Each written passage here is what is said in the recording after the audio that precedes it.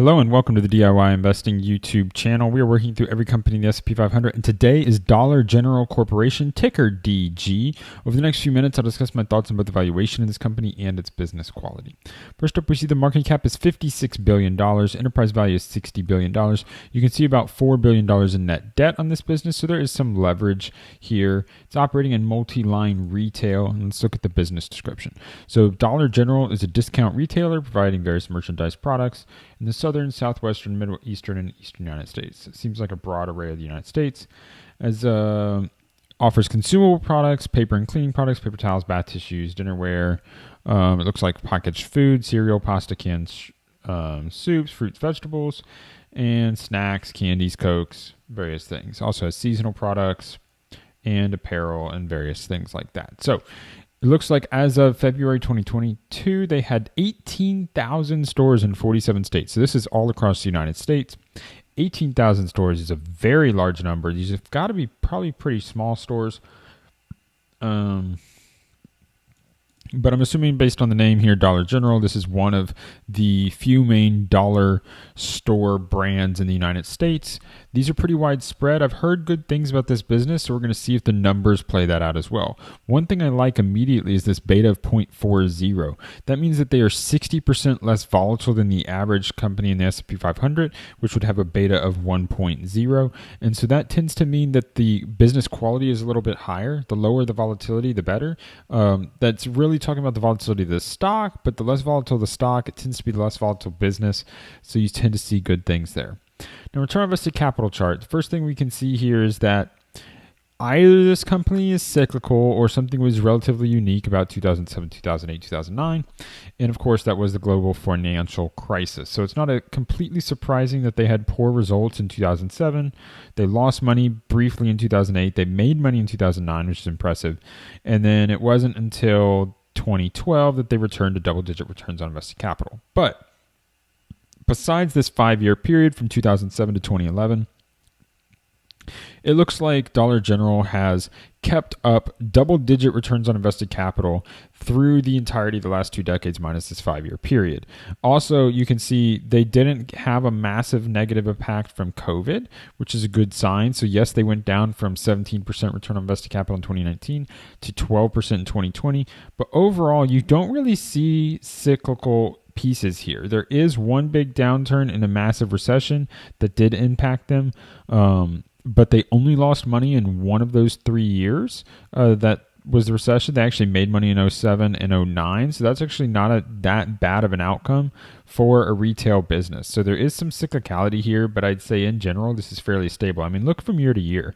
12.6%, 12.8%, 12.8%. I mean, very steady returns on invested capital. That means it can be relied upon to be more predictable in the future. I mean, look, I think the difference here is, look, you're seeing a lot of years in the 12, 13% range, and then your 10-year return on invested capital is 13%.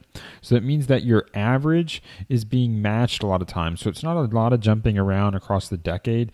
There is some small cycles, but that whole cycle here for the last decade has stayed in the 10 to 20% range, which is very, very good. When I want to buy a high quality company, this is kind of what I'm seeing. You only have 1 year of loss in the last 20, and you have a return on invested capital that's above 10%. And not only that, we mentioned our leverage. We have about $4 billion in leverage on this business. They are able to boost that return on equity up to 24%. So again, you have 13% return on invested capital, 24% return on equity. This is above my 15% target. This is above my 10% target. Return on assets impressively also at 10%. All of these numbers are telling me this is a high quality business. Very, very good sign here. I like what I'm seeing. Note, you can be a high quality business with a gross profit margin only of 30%. What this is going to say is it's going to be really high turnover.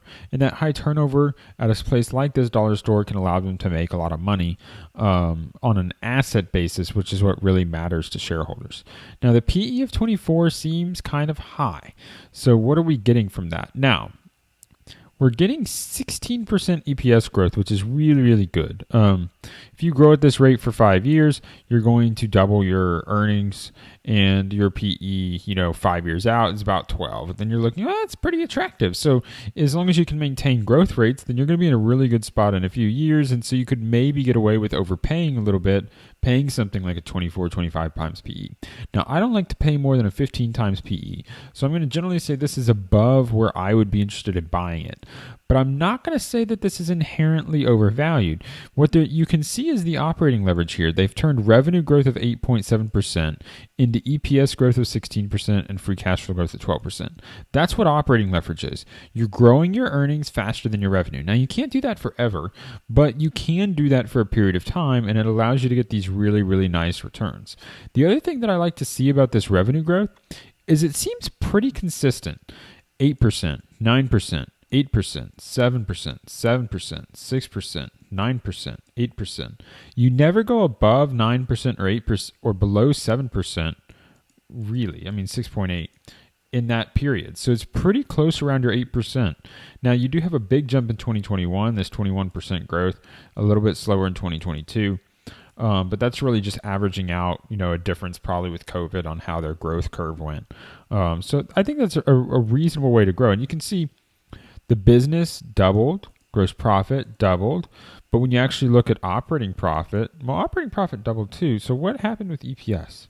They must be buying back shares, which would be a really good sign. You'd want share buybacks in a business like this with these sorts of economics. So everything looking really good so far. Before we go to the income statement, I want to remind you, hit that like button. Don't forget to subscribe.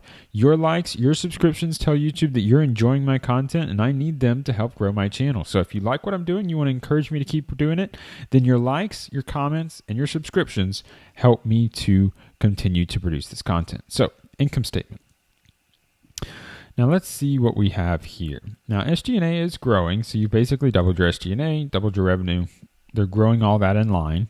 They're clearly targeting that well. And I was right. Look, shares outstanding have gone from 332 million to 234 million. They've bought back a third of the company in a decade.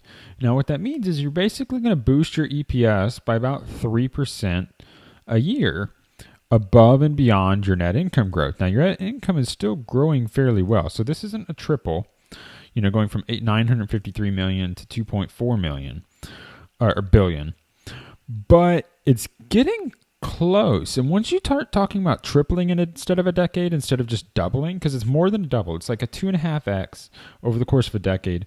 That's really attractive. And what you're getting into is a triple once you take into account, or even higher once you take into account that you've bought back so many shares. I mean, look, 285 to 1017, that's almost a 4x over the course of a decade, which means maybe you're doubling every 5 years. That would be in line with this sort of EPS growth, doubling every 5 years. You're looking really, really good with that sort of growth rate. So the fact that they're dumping their cash flow into share buybacks and not diluting shareholders is very, very attractive for a business with these types of returns. What they're saying is, hey, we have a return on equity of 24%. We have a return on invested capital of 13%. We can't grow our revenue at 13%. We can't grow our revenue at 24%. But what we can do is for everything that we can grow above that 9%, we're going to put it into our dividends, we're going to put it into buybacks, and that's going to supercharge this EPS growth. What it does mean too is that this EPS growing faster than revenue is likely repeatable. So you should expect, probably, assuming they can maintain 8 to 9% revenue growth, something like a 12% EPS growth rate going forward, which really starts, at least, again, assuming there's no actual operating leverage, which you're seeing from this free cash flow number, you're going to be talking that 12-15% growth rate range going forward, which starts to justify these sorts of PEs. Again, I don't really like paying that PE because you're really paying up and it has to play out, but it could really make the numbers work when you start to see that play out. So now you are growing massively with your PP&E here, 2.9 billion to 12 billion. I'm assuming this is going to be an acquisition. Goodwill didn't change. No, this is probably the inclusion of leases. Yes. So this isn't actually a change. This is just changing how leases are reported. They're now added to the balance sheet. So they added them into PP&E here, and then you have capital leases added on the liability side. Those two offset. So there's nothing concerned on assets. And actually what that means is that actually is a lot better than you would expect. Your assets look like they tripled, but they didn't really. You were still using these assets. There was an accounting change. And so something interesting here on this CAGR is worth taking into account. Normally, when I see assets growing faster than revenue, I get concerned. And what normally with this pretend is if you have 10.5% asset growth and 8.7% revenue growth, then the free cash flow and EPS numbers would be lower than your revenue growth because you're getting reverse operating leverage. It would mean that your return on invested capital is lower at the end of the decade than the beginning because you'd say, okay, I was at 10% in 2012 and now I'm at 8%. But the opposite happened. And what this means is that it's telling you that this asset number isn't real. I mean, yes, it's being calculated properly or whatever, but it's because of something changing in the accounting and less in the business. Because if the performance is actually getting better, then you're going to see improvement in these numbers, which is exactly what you see. But it's suggesting that something is going on there, and it looks like an accounting issue, and that's exactly what we're seeing here. But impressively, you're still reporting those numbers to be very good. So you're growing that free cash flow faster than your assets. Things are going very well, and that's with the accounting change kind of hurting you. I mean, you jumped from $13 billion in assets to $22 billion in assets overnight. And that's not because they didn't have capital leases beforehand. It's because now they're having to calculate the capital leases on the balance sheet. It just changes how the accounting works. You can see they do have debt, but I mean, $2.6 billion in debt to $4 billion in debt. There's some debt on this business, but it's not a lot. I mean, $4 billion in debt. What do we say the income statement was? They're earning $2.4 billion. They're less than 2 times leveraged. Very reasonable debt load for this business, and it's been enough to really boost these returns on capital. So very well managed from that standpoint. I like what I'm seeing there. Depreciation is not that high compared to the business, which is good. You're seeing that. Well, one thing worth noting is depreciation is lower than your PP&E growth. So your PP&E is growing, and your depreciation is not half that. But let's say PP&E is 50% higher than depreciation, so your net income is kind of overstating your free cash flow because what it's telling you is that you're going to actually have to spend more to repair this equipment in the future because of inflation and pieces like that, especially in current years. But that's pretty reasonable. Now, you do have stock-based compensation, but it's low. I mean, look at this. $22 million in stock-based compensation, 670 buybacks. First year, you have $1 billion in buybacks. You have $41 million in stock-based compensation. So your buybacks are dwarfing your stock-based compensation. There's no problem that management's diluting you and just paying themselves with your stock buybacks. These are clearly accretive buybacks. Shareholders should love them. You want these to continue. Very, very good sign here. Not a lot of investment in this business. A lot of this money is going to free cash flow. I mean, you're earning, $3.8 billion, $2.8 billion, let's call it $3 billion a year in cash flow from operations. You spend $1 billion on reinvestment. You have $2.5 billion or $3 billion to pay to shareholders. Basically offset some of this with some debt growth. Looking really solid in terms of the cash flow management being primarily used to shareholders. Think about this in terms of free cash flow yield. So we could say, hey, this PE, 24, 25, you have a 4% free cash flow yield. Most of that money, most of it is coming back to shareholders. But let's call it 3%. So because you're going to have 4%, maybe you spend 1% on maintaining the business. So that's, a quarter of your income. It's actually less than that. So we're being a little conservative. You have a free cash flow yield of 3%. And then you get the growth on top of that. So you're going to say, okay, I got 3%. I get my revenue growth here of 9%. Bam, that's your 12% return. Very easily, you can start to see how you get 12% returns if you hold this business for the long term and then maintain these growth rates. Now, the big risk is if the growth rates drop, which is why you might want to buy it at a lower valuation. If you buy this at a 6% earnings yield, you get a 5% growth, 5%, and then you grow at 9%. Now you're talking 14%. And it also means that you can grow much slower and still get double-digit returns. Either way, this company looks probably fairly valued. It could be undervalued if the future is like the past. It could be really undervalued if the future is like the past. But the share buybacks are clearly working. They're doing a really good job. You've proven you can survive probably the worst recession we've seen in a generation. So I actually like Dollar General. It will go on my watch list. I think this company is very attractive. Now, I won't be buying it at a PE of 24. I would wait for it to be a PE of 15 or less, but I'm very stringent. For anyone with a little bit less stringent standards than I am, it could be an attractive, even at current prices, if you're looking at that return and you do think the future will be like the past. If you enjoyed this video, please hit that like button. Don't forget to subscribe. At the top of the video, you're going to see a link to my playlist where I've covered over 130 S&P 500 companies already. I hope you'll check out that playlist. I have been building a watch list from the S&P 500 and I think you will enjoy it.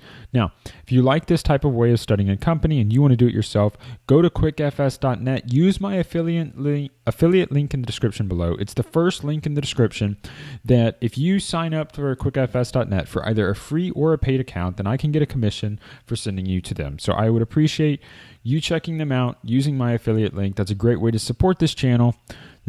All this content's for free, but if you'd like to support it, support my work, consider signing up for QuickFS using my link. Thank you for listening, and until next time, stop paying fees, start building wealth.